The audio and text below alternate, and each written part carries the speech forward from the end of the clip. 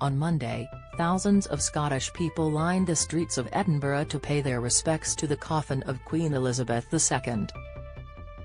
The ever-growing crowd was mainly silent as the coffin made its way up the Royal Mile with the odd shout of "God Save the King" as the Queen's children walked behind the hearse, led by the new King Charles III.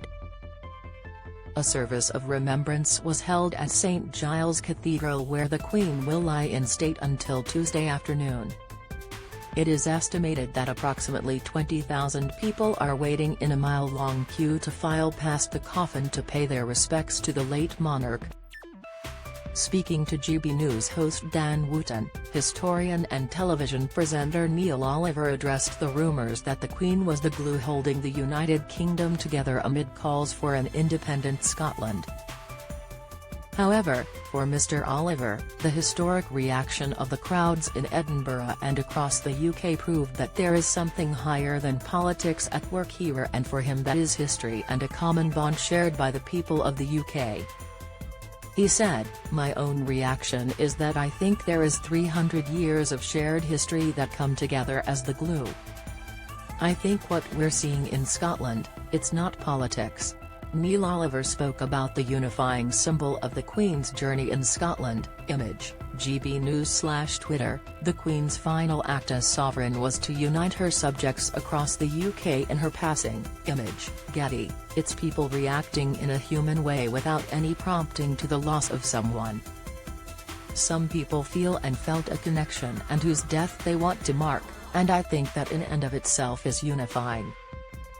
Mr Oliver noted how the reaction of the public in Scotland has been powerful and a strong response which has been spontaneous and entirely leading to how the rest of the nation will continue to pay their respects as the Queen travels to London. He noted, "It underlines what I've always felt, that the majority of people all over the country are responding to what has happened in that spirit of something shared. The response that you see in Scotland has not been planned, it's not choreographed or forced in any way. It's an instinctive reaction."